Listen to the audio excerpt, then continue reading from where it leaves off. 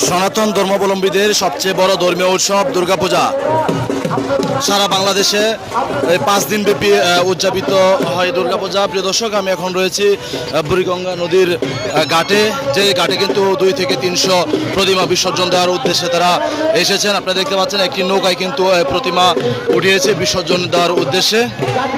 এবং যদি একটি বিষয় দেখাতে চাই যে আইন শৃঙ্খলা বাহিনী যে রয়েছে তারা কিন্তু খুব তৎপরতা রয়েছে যে 5 দিন উৎসবের পরে যাতে কোনো রকম কোনো বিঘ্ন না ঘটে সে উদ্দেশ্যে। আপনারা দেখতে পাচ্ছেন যে আইন শৃঙ্খলা বাহিনী ছাড়াও কিন্তু অন্য ধর্মাবলম্বী যারা আছে তারাও কিন্তু এই প্রতিমা বিসর্জনকে উপভোগ করার উদ্দেশ্যে তারা কিন্তু বীর জমাচ্ছেন।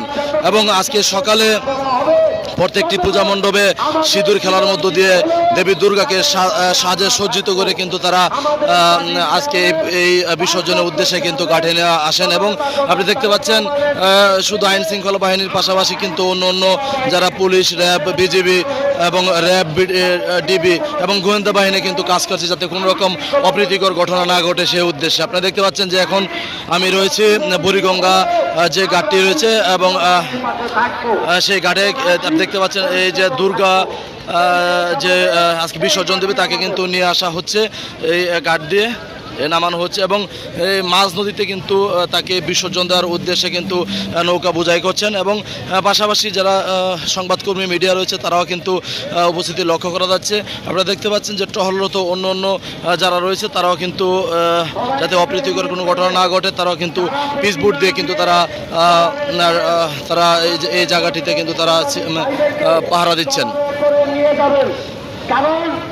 এবং সারা বাংলাদেশে কিন্তু আজকে দুর্গাপূজা উৎসব শেষে দেবী দুর্গাকে বিসর্জনের উদ্দেশ্যে তারা আজকে এই নদী মাঝখানে নিয়ে কিন্তু সে বিসর্জন দেবেন। এবং তারা যারা সনাতন ধর্মাবলম্বী রয়েছে তারা কিন্তু বিশ্বাস করেন যে এই দেবী দুর্গা বিসর্জনের মাধ্যমে তাদের শান্তি শৃঙ্খলা ফিরে আসবে এবং তিনি আজকে কৈলাসে চলে যাবে এবং সামনে 1 বছর পর আবার নতুন করে তিনি আবার মর্তে চলে আসবে এবং তাদের শান্তি শৃঙ্খলা নিয়ে তারা চলে আসবে। এবং প্রত্যেকটি ভক্ত যারা রয়েছে তাদের মনে বিরাজ করবে এই দেবী দুর্গা।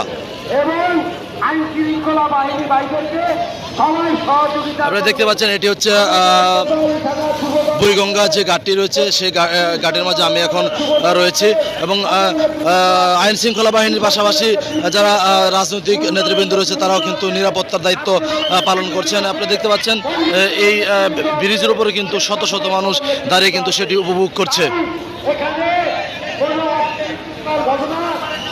এবং এই মুহূর্তে কিন্তু একটি প্রতিমা এসেছে এবং সেটি